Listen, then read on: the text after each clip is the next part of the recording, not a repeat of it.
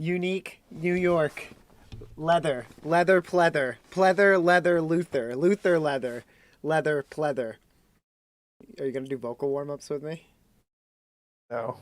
Come on, you gotta do it. Unique Oh. New York. Sally sells seashells at the seashore. Come on. No. We're live though. No.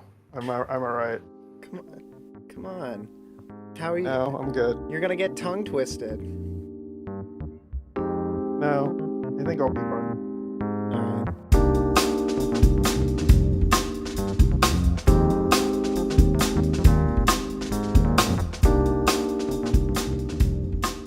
Well, welcome to the podcast, everyone. This is episode 2 of what is our podcast name? We finally came up with a name. So it's now the P3cast after it was so cringy what the last title was. So now the title has 90% less cringe. Change the name. Same cringe content though. Now they'll be more surprised. Seems more professional. We're the P cubed cast. I can't even say it right. Cut. Take two. Cast. We're the P cubed cast. Yeah. So hopefully this will sound better. Oh yeah. Hopefully I sound better. I have no idea what I sound like. So It sounded I don't 100 have the times listening better. You sounded like you were recording from a submarine. So this is a major improvement. I mean, only rich people have submarines, and or drug smuggling. I mean, I So wasn't gonna out your business. I mean, Piero. So you fucked it up. You already did it. I know it. I know it. Now I'm outing your name. I'm pretty much just doxing you. Now they know your name and your business, and that you have a submarine to escape in. You're screwed. They don't know where I keep my submarine. That's the secret. I mean, there's only so many bays, I think, that you could keep a submarine in. Yeah. Above ground. Oh, shit. Oh. So hopefully anybody who listened the whole way to the last one saw the last podcast, and it was supposed to be a lot shorter than it was. So hopefully I will choose to not let certain people keep talking. I'm pretty sure I did Just a couple because of it seems those. like good content. Hey. I did a couple of the transitions last time. I remember. Do you? Or, you smoke a little too much before that? See, it's impossible to know. The funny thing is, there's definitely some audio clips of me like lighting the torch while we're talking. See if you can find it. Timestamp my times that I'm hitting my dab pen or my dab torch fans that we don't have. All right, everybody. So we're gonna jump right into games like immediately because we both had to listen to the podcast, and it takes a long time to listen to an hour and a half, 2 hours, 3 hours of content. So we're gonna jump right into what we've been playing lately. Both of us have basically been playing one game, but different games. So we're gonna have Poster go start off here with, a nostalgia bomb himself. So I've been playing Crisis Core like pretty much this whole month. The Final Fantasy VII prequel game. I think I originally planned on buying it when it came out, but I didn't want to pay full price. We discussed that in the first podcast, how I will never pay full price for a game because I'm cheap. Except I just bought the new Kirby game for Switch, and I bought that full price, which was, I don't know, normally it's pretty dumb to buy a game full price, especially a Switch game because they go down in price. But anyway, I'm getting way off track already. But yeah, Crisis Core. It's a pretty fun game. I'm really enjoying playing it. I think I'm enjoying more or less just recapping the story. I think the Crisis Core storyline encapsulates what Final Fantasy VII is actually all about very well. Like you have like Dirge of Cerberus and the remake, right? Which are kind of standalone. Like the remake doesn't work unless you've played the original or you have some familiarity with the original storyline, right? And Dirge of Cerberus is like its own standalone 400 years in the future. Like the storyline for Dirge is crazy. But Crisis Core, it's kind of grounded before you get into all of the like Cloud is a clone and Sephiroth is a clone and the memories aren't real and everything like that. And it's actually the really convoluted part of the story of Final Fantasy VII. It's before all of that happens, and it's also clarifying how everything came to be. So, in my opinion, it's one of the clearest tellings of the Final Fantasy story. And I think it's really interesting to see um, all of the Shinra characters before you see them as like big enemies. Like you see Hojo and you see like kind of some of the Turks and stuff like that. Um, like there are some flaws. I'll say that. There's some, huh? Some is the number we're gonna go with. Some. The problem for me, like, because I watched the recap, is Mhm. that most of the information from Crisis Core doesn't matter in the other game. I think it's not that it doesn't matter. It just It's gives context, but you don't need to play it. Yeah, you definitely don't need to play it. But I think if you're a true Final Fantasy, like if you really like the Final Fantasy Oh, VII you're story, gatekeeping? if you're a true Final Fantasy fan, especially Final Fantasy VII, hang on, let me You adjust gotta my say, glasses. actually. Actually, no, but seriously, I think if you are a big Final Fantasy fan, like to the point where like you're buying figurines, you've seen Advent Children, that kind of stuff, like a pretty solid fan, like beyond just playing the games, I think you should check out Crisis Core. It's a good story, and you get some cool scenes. You get to see Sephiroth fight, and there's Genesis, who is the biggest edgelord character in the world. He's like the character from Devil May He's like Cry. poster ghost. He's No, he's poster ghost. no, it's not me. No, it's he's I'm Sephiroth, if anything. No, no. You knew exactly who they modeled that character Genesis after. All right. Yeah, okay. It's a Japanese singer named Gact. You guys might be familiar with him. Not the '90s sensory toy Gak, the thing that they poured all over people's heads, but Gact with a T. He's a pretty good he's a good like multi-artist. He's like a what is it? Singer, Yeah. instrumentalist, actor. Anyway, he's not important. He's kind of like a cringe lord. I don't know why they put him in there. Like he's actually, if you think about it, a totally ancillary character that doesn't matter at all. Okay, so I understand you trying to recommend like everybody who plays the games because like I've played Seven, I've played Remake on the PC, and like after watching you play it for a little while and watching the gameplay, I don't think I could beat it. Yeah, I mean it's turning into a slog right now. You can beat it super fast. Like I was level 25 or something like that, and I could have beaten the game. Like I was on chapter, it's like 8, 9, and 10 are the no turning back chapters. And I was on 8 and I had beaten Sephiroth, and I was moving on to the final chapters. And I was like, man, I'm not strong enough. And I didn't want to get locked out of some of the missions, so I loaded a save before Sephiroth and started doing the side quests. Now I'm level 50 doing side quests.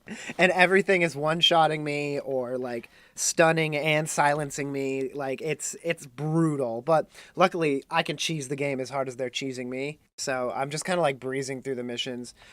And I will admit it is getting a little monotonous, and not only that, it's almost like tedious. Like, oh my god, here we go again through the same maps. Collect the item, kill the boss. Collect the item, kill the boss. And at this point, I don't know why I'm doing it because I can beat the game no problem without doing it, and I can one shot all the final bosses already. But I don't know. I'm just a person who needs a grind. I need a checklist of things to do. I think the thing that I've sort of gained from it is that like on the one hand, the translation from PC from the PSP is good for Oh, it's like oh, the UI the experience, the UI but like and the like just holding the controller instead of having to hold a PSP is it's so much better. well, but on the other hand, like they didn't really change the gameplay, No, right? yeah, not at all. So like it's still the gameplay is still designed as if it's a mobile, well, not a mobile game, but a handheld game, right? Hmm. So it's designed for it to be done in short batches instead of it being like you're going to sit down and play for like, you know, 5 hours, but these combat encounters are like 15 seconds, Yeah, right? yeah, So I don't know, like I think that I'm just gonna, maybe watch a recap again, watch the new cutscenes, and then probably be that's it for me. yeah. I mean, you could probably get away with a recap with this game. Honestly, I don't think you need to play it, and the gameplay is pretty shallow. There's some fun elements to it. Like I kind of like. At first, it's like, what? I level up on a roulette bar. You know what? What? I get limits on a roulette bar, and you kind of get it's like, well, this is stupid. It's like using a card system in Kingdom Hearts or something like that. But you end up liking it by the end. You're like, oh, it's not bad. I like having the little roulette bar. Well, I mean, luckily you didn't pay full price for it. I think you got it for under 50, right? Yeah, I think I paid From 40 for it. Yeah, from I think it was got it from Green Man, Sponsored by Green right? Man Gaming. The P3 I mean, podcast. I I mean wish. this whole section is gonna be like that. Yeah. So what do you think you're gonna finish it? Um. Okay, so I'm 65% done with the side quests, and the big reward I get from doing the side quests right now is items that max out my damage, like always crit and stuff like that. But I'm already doing max damage, so I'm at that teetering point where I'm looking for a new game to play. And as soon as I find something, I'll probably abandon it. I probably won't 100% it. I'll beat it, but I won't 100% it. Yeah, I mean, I feel like that happens more often now. It's like you chase the, you know, that high of when you were younger, when you were playing these games. You're like, I'm gonna do everything in the game. Hmm. Back when you had infinite free time, and then it turns into this. Yeah, it So really does. And, well, the thing is I have 100% of games. Like, over this time, I actually got every achievement for Vampire Survivors. We said we weren't going to talk about Vampire Survivors, but um, I'm pretty proud of so why are you myself. talking about it? Because I'm proud of myself. I got an achievement. I got You my you video you Game know Boy points. you were the one complaining about the time, right? Oh, are we done? Is that the time? Are we full on time for me? Yeah, we're like 8 minutes now. Oh, all right.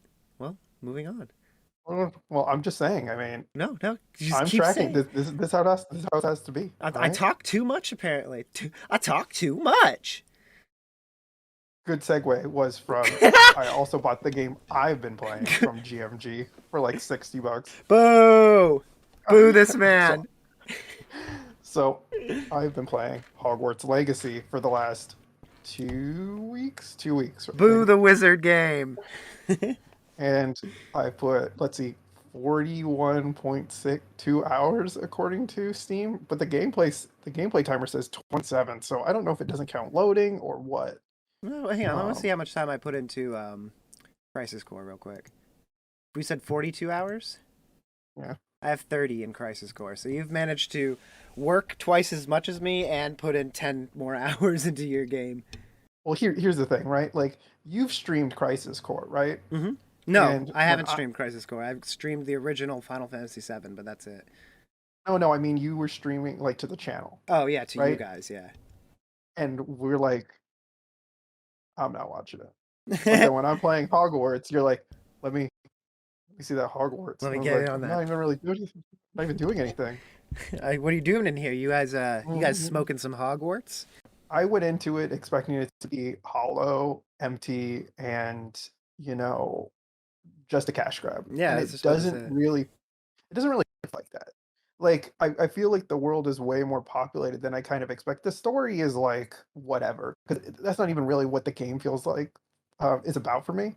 It's more just being in the world. Like I've I'm like level 30 now, and the quests I'm doing are like level 15 because they just keep getting distracted with side quests. And I feel like that's the good thing about the game. Like I'm getting lost in the game instead of it being, oh, I'm gonna go from this quest to this quest, and I do that with the best intentions, but then I end up, super sidetracked, going off on a random area, like, oh, you're supposed to go rescue this guy. He's like, oh shit, there's some unicorns over here. I want to capture a unicorn. And then it's like 20 minutes later, you're like, what was I doing again?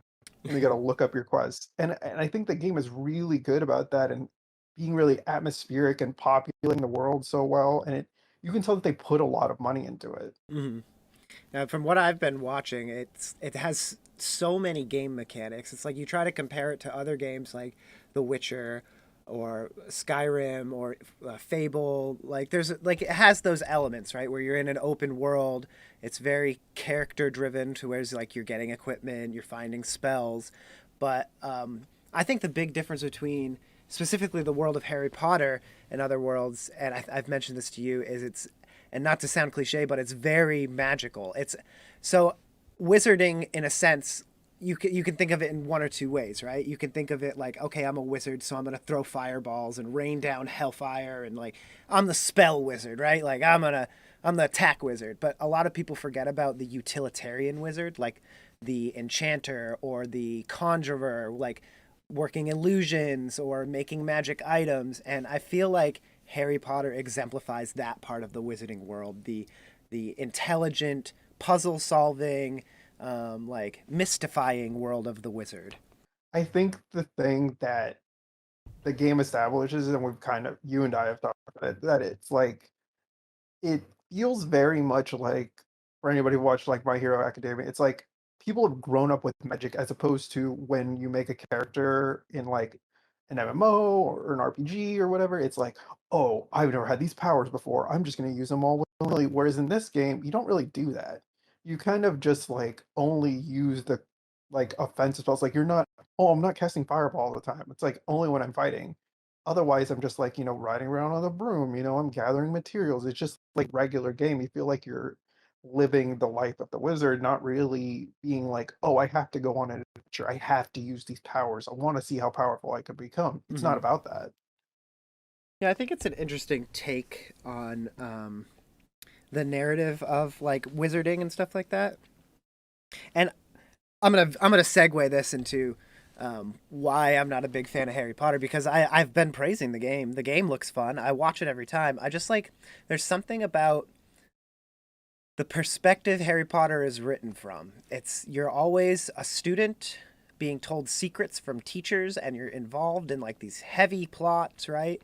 But then it's like, okay, why does it always have to be the perspective from a school kid, right?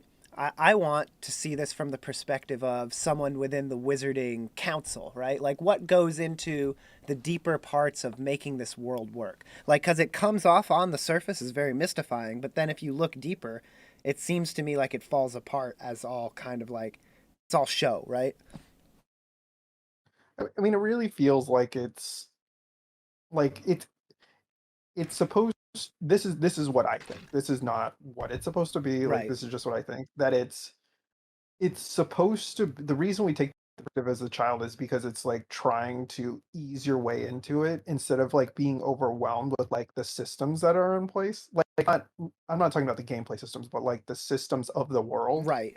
And and even the character they give you is like has no experience. You're like just thrown into it. Like I don't even think they've explained why, Hmm. but I'm like 30 hours in and not really playing the main quest at all. But I think that that's what the purpose is. Like I would 100% play like an adult Harry Potter game, but I feel like that game is a very, very different game. Yeah. Like it'd be so much more about fighting and like your decisions like mean way more. Honestly, you know what it'd be like? It'd be like a Fate game. Like where it's like the decisions you're making have so many repercussions that it's like you're playing a real RPG. This game is such a soft RPG. Gotcha. But that's my thing. Like I'm really enjoying it. I'm probably gonna finish it because I'm just so committed to it now. I'm like, I home for like maybe 3 to 4 hours before I go to sleep, but I'm usually playing Harry Potter for like an hour or two. Keep on Harry Potter, but it's like Hogwarts. Like I recommend it. It was $50 on Green Man and 60 for the collectors. It's like $10 off on each one. But I bought it 2 weeks ago. Whatever you can find it, I'm just saying it's worth it if you're one of those people who, you don't have a lot of time to be jumping from game to game and you need a game that's going to occupy a bunch of your time. I would say this might be it for you. Like this could be a game that you could play for a month. If you're in Harry Potter or you like a really soft, easy RPG, I know Poster Goods compared to Table a lot, and it's kind of like that where it's like low risk and it's more about just living a life. You're like, what would it be like for you to be at Hogwarts, kind of thing. Like, be a student, go to classes. Classes are really low priority. The classes are like very short. It's like cutscene stuff. But if you're a Harry Potter fan, I think it's I think it's exactly what you want it to be. Yeah, well, that's our video games that we've been playing this month. They're both high recommendations from us. I mean, you could probably skip out on Crisis Core, but even as a person who doesn't really like Harry Potter, I wouldn't be opposed to playing Hogwarts. I just don't want to pay for Hogwarts. Yeah, and I think that's fine. Like I think there was a lot of things attached to this game, and you know what? I don't think any of the controversy got in the way of the making a good game. Okay, after last week's, anybody who really listened to it knows that we talked about the music part of it for like an hour. So we we kind of talked a lot about, like, at least for me, that music acts like a time capsule for me. It really encapsulates like where I was at that time, what I was thinking, the emotions I was feeling. And, in the last 2 weeks since we did, or 2 or 3 weeks since we did the last podcast, a very influential band for both of us growing Yeah. up, released a new song and it really affected both of us.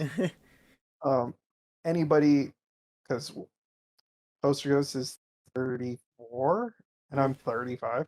And Hey, hey, wait. I'm 33, all right? I turned are 34 you in 33? yeah, I turned 34 in 2 months. Oh, okay. Yeah. 33. Yeah, see, I'm Um, not old like it, you. I mean, I'm just saying. It doesn't matter to me. I was just trying to say No, it's I'm not hard. old. It's Go it ahead. was Sorry. hard to go up and not be influenced at this band. Like if anything happened in your life, and of course, we're talking about Linkin Park. Anybody who's been in this what zeitgeist of music in the last you know 15, 20 years, if you were listening to rock or metal, Linkin Park has to have influenced you. And we sort of thought we would be kind of remiss if we didn't talk about the song that was released. A little bit of backstory for anybody who hasn't been following. They released this song what is it, 2 weeks ago, Mhm. called Lost, that was originally supposed to be on the Meteora album. And they said that it was, Mike Shinoda in his interview said that it was too similar to Numb, so they didn't put it on the album, but it was completely mastered and everything. And so they released it, and we kind of wanted to listen to it, sort of give a reaction. I mean, I've listened to a bunch already, but I've only I listened to it think once so far. Just with if I mean, Piro. Damn it. you fucked up, you did it again. So we're gonna give it a listen, give like some raw reactions. You know, we'll post the links in the description, and give it a listen and think about where you were, because the Meteor album came out 20 years ago. So think about where you were. I mean, I can 20 tell years you ago. I can tell you exactly what that album looks like. I could probably pull my copy somewhere.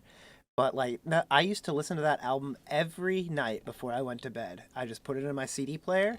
I'm old. And then I would just listen to it as I went to sleep every night. I know, we're gonna play the music. You need to give us a countdown though, All right, so we're I can playing listen to it at the same time. Lost by Linkin Park in 3, 2, 1, play.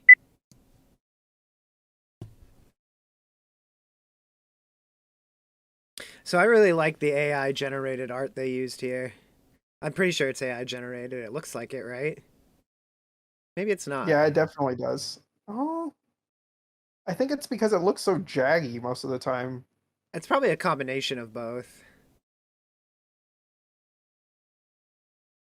Like, you know what it feels like? It when you listen to like the older music, you're like, man, the bit rate was so shitty, and then like, or when you play like old video games, you're like, it doesn't look like what I remember. It sounds exactly like what I remember it to Yeah. sound like.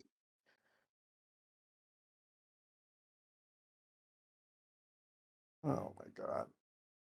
It gives me It like goosebumps. I know when I listened to it the first time, it got me like choked up. I was like, am I gonna cry? Because it's Yeah, like I remember exactly what it was like back then. Because what was I, 15? I think it got me because of the context of the lyrics into like if because I was saying like if he wrote this back then, knowing what we know about him now, you're like he was either self-aware of his depression way back when or it was coming out subliminally in his lyrics without him knowing. Well, yeah, I think there's sort of this thing where we think that the musician writes the music, right? Instead of like really feeling what this is about, and like, hindsight's 2020, but looking at most of the songs, most of the albums, there had to have been like a deep hurt, a lot of deep wounds for him, Mhm. and like the different members of the band to be able to make music like this. Mhm. Oh my It's still god. a very unique sound. Like it's a very good combination of like um I don't know, it's like rock and electronica and hip hop all at the same time, but it's like a combination of both like rap metal at that time and Mm, new metal, right? yeah, Like it's somewhere in between. And I think it has to do with like not only the people in the band, like you're having more like DJ type people, and then you know Mike Shinoda, like he hmm, plays piano, keyboards, sings, raps.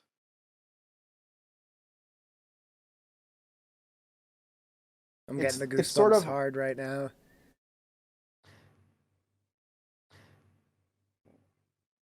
it makes me think of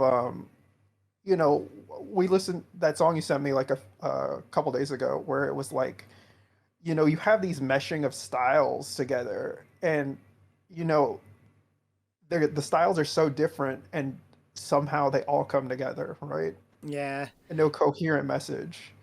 it's the difference between what they're doing and what that other song I sent you is the Frankenstein effect. This feels like a part of them. There's a reason this is such a forefront of the zeitgeist, as you would say, is because it was a genuine representation of the blends of the two music. These weren't two people walking into a studio being like, let's blend these two songs, or like, what do we want to do next? Well, let's do 4 minutes, or I'm sorry, 40 seconds of like a hip hop part of the song, or like, let's put a groove in here. You can tell it was, these are just their styles coming together and making this product, this music that honestly will never be forgotten. And I think it really hits a huge nostalgia bomb for us. Like Yeah. I think it's hard to escape it. Um, just because like if I had to say like through my teens, like Linkin Park is probably my favorite band. Hmm. And I say they're my favorite band because they were my favorite band for the longest period. Yeah. Like for a solid, 5+ years. Like they were my favorite band. And I know exactly what I was going through back then. And you know, I'm I think it really shaped like my music taste in general, going from like rap from like, like all the rap that was coming out then to like It's like Limp Bizkit Eminem and to Dr. Linkin Park, Dre. right? Yeah, yeah. And like a smooth transition, and so like I don't even really listen to rap anymore, but it's like something about Linkin Park and just like this transition piece in like my life. Hmm. I agree. It was like the awakening of, oh, like I can find my own music that I like instead of just like, I don't know, something about, because Linkin Park, I feel like in the end got a lot of radio play, but a lot of the other songs didn't get a lot of radio play. And some of those were the best ones. Like, I don't know. Linkin Park definitely has like a special spot. Because if you think of other bands that came out around the time, like Korn or Disturbed, let's see, Rage Against the Machine. No, Rage Against the Machine. Rise The Against. range is older. No, I was thinking about Rise Against came out then. Like all of those bands had that like alternative new metal almost sound to it. But Linkin Park, I feel like delivered it in the most unique and accessible way. Like not only did Linkin Park blend these sounds well, but like they did it in a way that a lot of people really liked how it sounded and like gravitated towards their sound.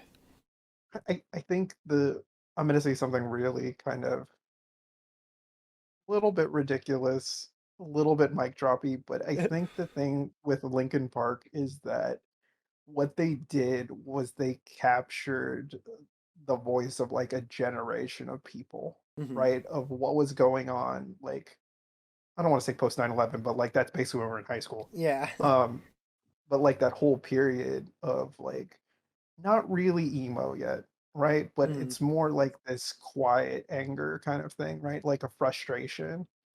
And, you know, I feel like they're gonna be like all those classic rock bands that we hear from like the 70s when our generation is like 50 and these songs come on the radio. Well, not only that, but I think Linkin Park was a very clean way of getting into that kind of music, like in the sense that like it had the edge and the angst, right, and the lead singer had all the depression, but it didn't have like drugs, didn't deal with like really tough breakups, like all of these things. I think that are kind of like less universal. Like people who've done drugs or like have had bad breakups or people die in their family, when they hear a song, say from The Used or something like that whole second album, or I think it was the third album, was when his brother died.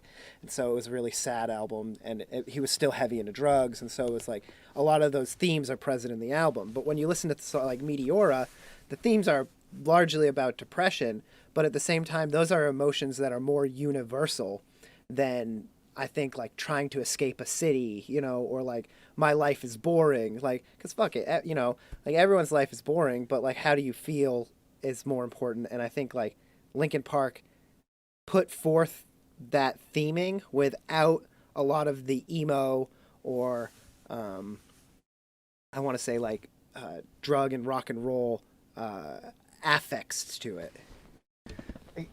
I, I think it has something to do with like a lot of like the emo stuff, like it's about lashing out, right, Right. for what's happening. Whereas I think a lot of the Linkin Park songs focus on how you're feeling. It's a way more internal. Yes, I will agree there. And so like I think that that's why you don't get into the drugs and all that stuff about like, self-medicating, all that kind of stuff, Hmm. because it's like it's not about what you're doing. It's about how you're processing what's happening and what you're feeling. Hmm. Whereas like, when you talk about the used and like I think of like him and that kind of stuff, it's more about like what are the products of that? What do you end up doing? This is what I've gone through, it feels like. Not like this is what I'm feeling, this is what I'm going through. Yeah. So I mean, I really like it. I put it on my playlist. So it pops up and I'm just like, well, we're in for a roller coaster for a second. All right. Time to be sad for a minute. And so yeah, I think it's good to take some time and realize like where you've come from, right? Even musically, Hmm. right? And not be ashamed of what it was, right? Speaking of that, and I feel like not being ashamed and knowing where you come from musically, I think that's a good way to transition into my album of the week. Okay. So, this album is called Ouch. It's by Matt Watson, who is actually a pretty well-known YouTuber. You would probably know him from either editing Markiplier and Game Grumps footage or their own channel, Super Mega. Not advertising for them, but I do watch them quite frequently. Matt Watson got into producing his own music, so I know it's him and maybe a few other buddies, but I know he has his own studio and it's all self-produced for the most part. This album came out in 2020. He has a new album out that came out in 2022, but I feel like it doesn't have the presence that this one did. This one felt like almost like an indie rock album with a hip hop flair, like a very good blending of two genres that are very popular now. Like imagine lo-fi music, but with lyrics, and I feel like that's a lot of what this music is. His new album I've listened to, it's a lot more geared towards like hip hop and hyper pop and things like that. But this one I feel like is a little bit more what's the word I'm looking for? Not down tempo, but like relaxed. It's more chill. I've got Pyro, and it's I'm gonna have him listen to the second song on the album, "Come Over With Me," and we were previously speaking of Linkin Park and how it blended two genres together really well into a unique voice, and I think Matt Watson had a really unique voice on this album. So here comes "Come Over" in 3, 2, 1, play.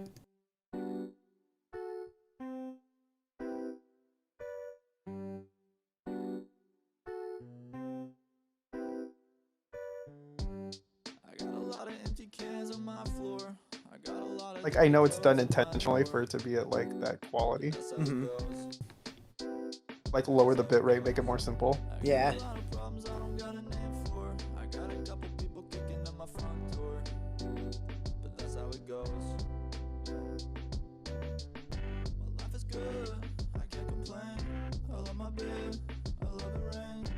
So I don't normally listen to a lot of hip hop or music in this vein, really, but something about the vibes on this album, it like immediately went into my playlists. you know what it really, it makes me think of like just riding like a longboard down like right by the beach, Yeah, like definitely with the has those sunset in the vibes. background. Yep. Like it's more relaxing, like where it's like way more chill. It's like driving down the road with a sunset. You got your arm out the window. And you're just kind of You like, got the top down. yeah, exactly. This is kind of like, it's that moment where like you're like everything's good. Like everything might be a little too good. Like what bad thing is about to happen? I mean, I Right, don't. like the music video for this is like the car's on fire and all that stuff, and you're just like walking through. Everything around you on fire, but you're like, eh, You're just walking through with your headphones on, yeah. like singing the lyrics. It does that thing where the camera is fixed on the face, like, stabilized on the face, but everything's moving crazy behind you. But it almost doesn't it have like a 90s feel to it? Like, think like Loser by Beck or something like that. Like, that's what vibes it gives me. Like, almost like a modern, like Beck or something like that. I think it's the simplicity of pop music during that time period. Hmm. Like I think that the low bit rate like throws it off for me to that specific sound. Hmm. But Did you just get the bounce? yeah, Little bass kicks. But yeah, it definitely has that lo-fi bitrate, and yes, it does make it easier to master and mix. And this was his first attempt, and I think he did this one completely alone or with very little side help, right? Like he produced it himself. But the next album he does, I think, was produced by a bigger artist, and you can tell the sound quality it changes. I won't say it goes up or down; it just changes. does it like not sound as raw? Yeah, but I like that this one sounds raw. It gives it the indie feel that I like. The other one is it's like hyper produced. Like it sounds like a Like real a hip super hop album. commercial. Yeah, very commercialized. As far as like describing the album and stuff like that, it's imagine like lo-fi, chill. Like you can just kind of vibe out to it. It's like a very vibey album, and I don't use like modern like describing words. Like I'm not like the album's fire. Like not a very good way to describe an album, but that's the best way to describe it. I think it just has vibes. Like it's like sitting in the sun, being at home with headphones on. Like that's this whole album feels like. It's very intimate and personal. The lyrics themselves have like you can tell that they're things that Matt Watson himself has either written or experienced. Like, and I really like that. I feel like it was a very personal album for him. It it really feels like driving music to me. Yeah. Like, but this is like, I don't know. When I would drive late at night, this is like the kind of things I would listen to. Like, lyrics aren't important. It's more like the beat, the like like you said, the vibe of the music, Hmm. because it's like the like we said it sounds way more chill, and that means it's not high energy. It's more relaxing. It's more like, I don't want to say dissociating, but it's like that zoning out music, right? Totally. Where you could just be like laying on your bed and just listening to it, like not doing anything else, but just kind of getting lost.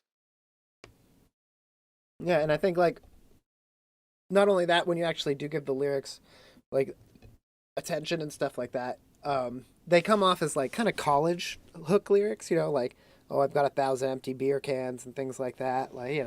But I think they have some depth to them in showing that because these guys make a good living, right? They play video games and they record let's plays or like funny videos for life. So it's like, how do you find melancholy in a life like that? And I feel like he does a good job in showing that he's not just about his jokes in this. He shows that like the lifestyle, no matter where you're at or what you're doing, even though it may be chill, right? You're just kind of driving down the road with your the window down. There's always something under that. Like there's an underlying feeling, and I feel like there's almost like I don't want to say listfulness, but like a melancholy feeling underneath all of that chill. It almost feels like it's like, yeah, I'm chill, but am I happy that I'm being chill? Would I rather be doing something else? the vibe I'm kind of getting, and I mean, it could be me projecting, but it's like it's almost asking the question of like, am I happy right now? And Hmm. it's like, why, what reason do I have to be, right? Yep. Like everything's good, but like I don't quite feel right. Hmm. And I feel that's what it is because it's like it's lo-fi, but it's like it's almost low, like like you said, melancholy. It's like it has that lower tone, right? Whereas Hmm. like lo-fi a lot of the time feels really flat, Hmm. right? Like they try not to too much variance, but you can tell that this is a little bit of like a valley, Hmm. right? Like this is not a flat. This is like, the mood is kind of going a little bit up and down, right? Right. But it's consistently low, Hmm. right? Those upper tones like sort of boost it up a little bit, but then like when the vocals come back in, it's more like it's way more melancholy, right? And so Hmm. it contrasts really well with the music. And I think that's what makes it chill, right? Like the music's a little bit up, but the his tone and the lyrics are a little bit lower, right? Right. Hmm. It's deceptive in the way that it's almost like having a major cadence with a minor accompaniment, right? It's a happy song with sad lyrics. Hmm. Yeah, that was Ouch is definitely the album this week. It was made back in 2020, and Matt Watson, he's a really good music producer. I definitely would suggest you give him a listen to. The song we listened to today, once again, was Come Over. That was my favorite on this album as well. But Margie is also really good, and so is Nokia, which are the full length songs. It's an EP, so some of the songs are like a minute, 2 minutes, kind of like vignettes of the lo fi sound that he's trying to put forward. But if you have, it's an 18-minute long album. So if you have 18 minutes, go listen to it. It's Yeah, worth that's like giving its full that's attention. that's the drive to the store, Yeah. right? And back. Like you can listen to this really easy. It feels very much like a Sunday afternoon song playlist, right? Hmm. Like you have work tomorrow, right? But you're just trying to savor today. So anybody who was here listened to us last week knows that we basically talked about the music the majority of the time. And my whole thing is that I listen to a lot of different stuff.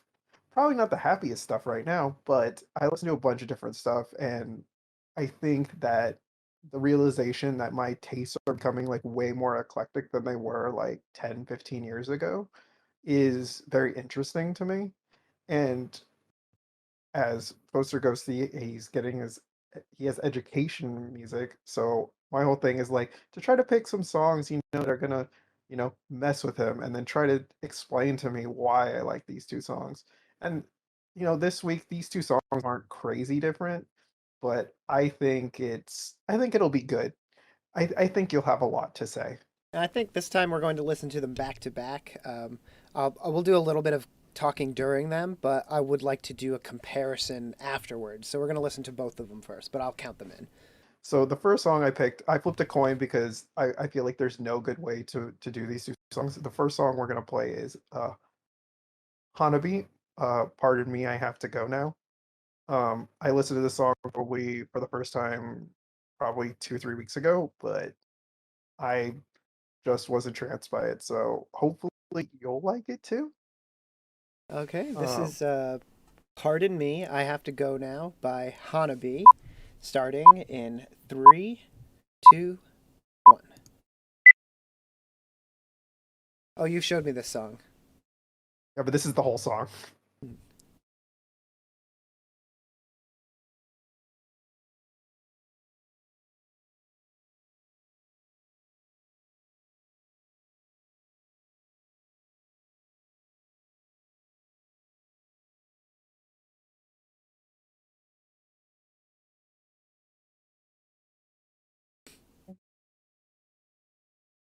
It's Female Deer in Grey. It's so I didn't watch the video until this time and was Uh, like seeing like how low quality it is, how very much it feels like this is our first album. yeah. Like we just props and we're just playing in like a random spot.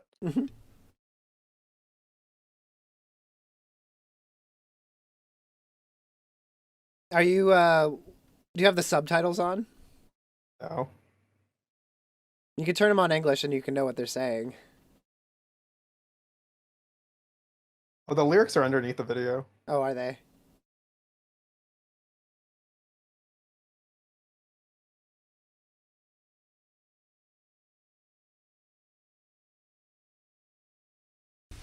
It's blending a lot of stuff. It's got shamisen, and then it's got girl group like kind of vocals, and then it's got um, the like heavy stuff, and then it also has I heard record scratching, like a lot going on here. It's definitely got new metal influences, but then it's got J rock, J pop for the vocals. It feels like a more adult version of like baby metal to me, Hmm.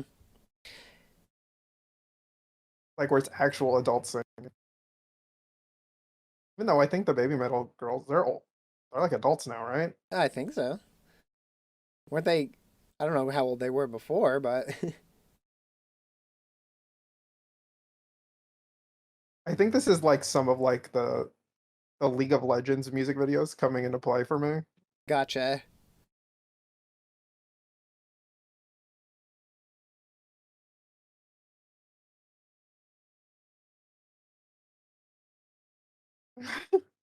Did you like that spin? Yeah. Have you ever heard of a band called Kitty?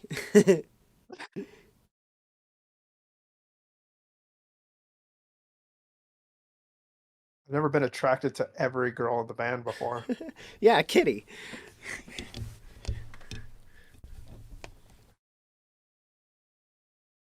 It was I think it was like a '90s band that had MTV music videos, and they were all girls, and they were all hot girls, but it was like metal, girl.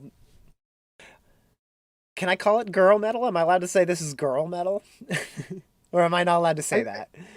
I think it's just like the tone of the voice, right? Like it's way higher, right? Uh, they. You Like mean the is that what you screaming, want to say? or like? Yeah, yeah. Yeah, Well, you can tell it's the screaming is different, but now I mean there are women out there who you can barely even tell the difference. I couldn't tell you who they are off the top of my head, but I've seen them on YouTube and stuff. oh, what's her name? I know. Like Ginger, is that her name? Yeah, yeah, yeah, Ginger. Ginger, yeah, Singer from Ginger, yeah. yeah. Anyway, what's the next song? Okay, so our next song is a song that I either found through like turning a playlist into radio, or I found it connected to that last song, or some combination of Spotify because I basically only listen to Spotify now. I don't listen to radio. Um, and it is pretty different to the last song. And it's Konoko and it's Lundi. I don't know if this is Korean or if it's It Japanese. says Korean when it wants me to translate, so I'm assuming it's Korean. Okay, so see, different place. All right. Well, we will be listening to uh, Lundi by Kodako in three, two, one, play. Oh yeah, very different. Immediately into like the hyper pop future bass feeling. I like this one way more than the. I thought that they were both good because they both had a lot of layers, Hmm. but this is different. This one immediately, I was like, oh, I played this one on the PSP rhythm games. And I think this song has like 100. I think it has 800,000 views on Spotify. But look, they only have 67,000 subs and 130K views on YouTube. It If came I out had 2 years ago. I'll tell you right now, if I had to choose between the two, I would choose this one. But that's just where my music tastes are now. This one has more influence from jazz modalities, and I think it's more creative in what it's doing, production-wise. It feels like an anime intro. This one Oh, feels like totally. an anime intro way more than the other one. Yeah. I love it.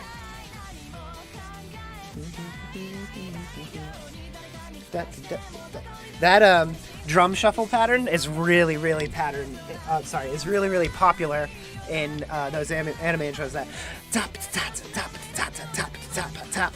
It's really like you hear it so much, and it normally goes into that pattern like right in the intro, or I'm sorry, right in the chorus every time.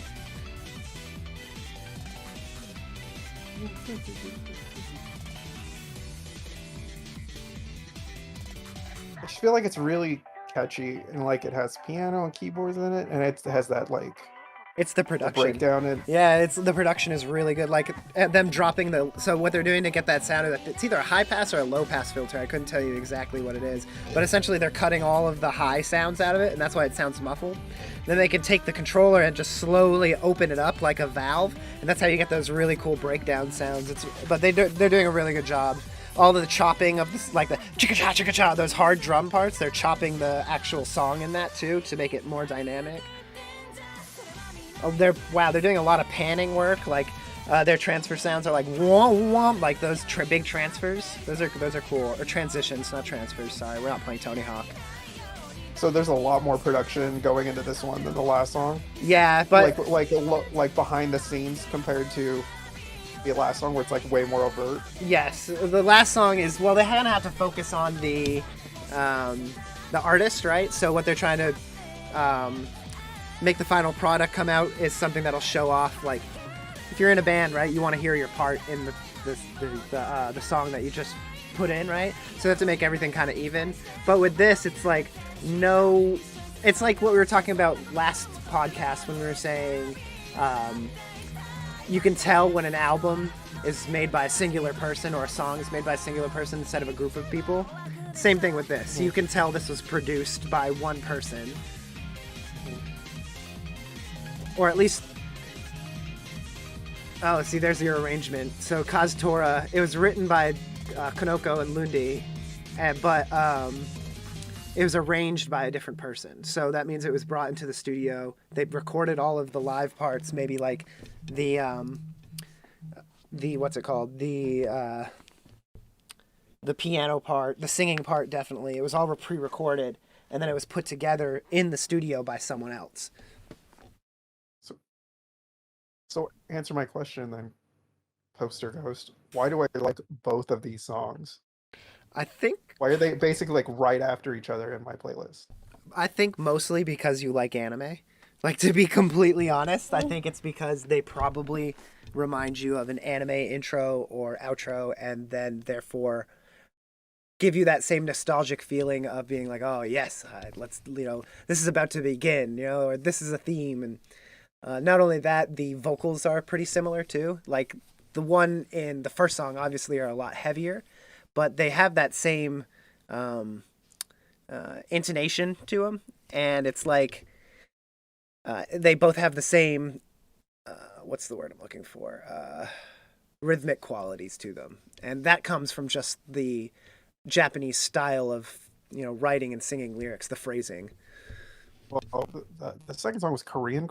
Oh, God. I apologize. Yeah. I did it too. Oh, Oh, you did I it. finally See, did. You did it like 10 times. I've done it twice. But yeah, I think they're both. I think that's the most common thread is they both sound like anime songs. If you wanted more succinct, it's also the vocals are very close to each other, and the rhythmic qualities are also somewhat similar. They're not completely similar, but they're more based on a groove than a technicality. Both of them for sure. Do you think it has something to do with like the layering of in general? Like, we talked about the Linkin Park song recent, this podcast about like, mashing these things together and like sort of the layering and I mean, whether or not it's the not composition, but like how they're actually mastering the song. The production, Do yeah. you, So like, yeah, the production part of it. How do you think that that's why I'm more drawn to these songs? Not that they're complicated, but that there's more to it than that. Like it's different than what I would like what we might normally hear.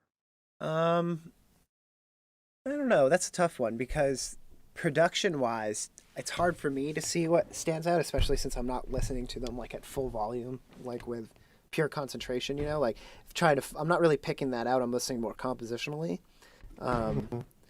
But from what I can notice between these two songs, as far as the production goes, they are both very like high quality and clean. They're both have very commercial production styles. Like if you compare it to the album that I just showed you, it's not a commercial production style. You can tell he didn't have someone come in and say, okay, bass is supposed to be at 200 to 300, these numbers are way wrong. Like this many hertz to this many hertz, and then it needs to be placed spatially here in your song, right? It's more or less like I'm going to put these sounds together and then I'm going to kind of try to place them where I think they are personally. Whereas I think these two songs are both people who know where the sounds should lie in a mix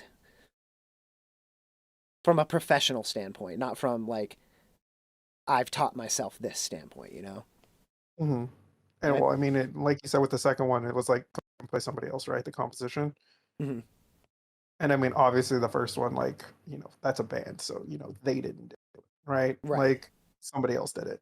Mm-hmm. Um, yeah, I think it's really interesting because, like, thought about doing something similar to what I did last week, where I picked something really heavy and then something like not that this the second song is like super duper poppy, but like they're like you said, they're not really that different, Mm-hmm. right? Like you can still see the same point of origin a little bit, Right. and I just think it's like it's so strange to me, like given like well, I guess they're not crazy different than last week, but that like in the 2 or 3 weeks since we've done the last one that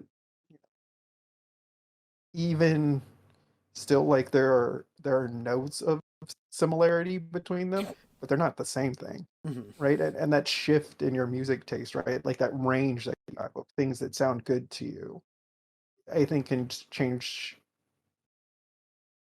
Can be so wide at times, and then so narrow when you look at it through different point of view. Right. Like to you, you're like, oh, these songs are super different. Like these songs are night and day, right? And to me, I'm like, Mm. oh, these songs are both kind of anime songs. Like they have a lot of similarities, but they're just two different genres of music. Like they use a lot of the same characteristics, but they present it in different ways. And I think we're gonna get a lot of different songs, and I've been sort of avoiding picking like really English songs. I But I think next week I mean next time we're gonna have some real English sons. don't think that's a bad idea. Um, That way I can just more dissect the lyrical oh, content that way. you're like you're just gonna be like, what's wrong? You're like, nothing. What are you talking about? What's wrong? It's like nothing's wrong. What's wrong? Just like over and over again. So we did way better this time, you guys. We were here. We finished in under well, I mean it's gonna be like closer to an hour, but I think it's not bad for a second time. Yeah. Like way more controlled this time. Way more control. We got it to an hour. I'm gonna try to like. It's probably gonna be a little bit over an hour, but I mean, this is the first real one. The first one, we were experimenting. We had our dicks flopping everywhere. Had no idea what we were called the Big PP Club or just the PP Club. I don't remember which one it is, but I like to imagine we were the Big PP Club. All right, cut that. Cut that. Cut that. Cut that. um, this outro got it out of my hands, but yeah, we'll see you on the next one. I don't like Big PP. But you just said you like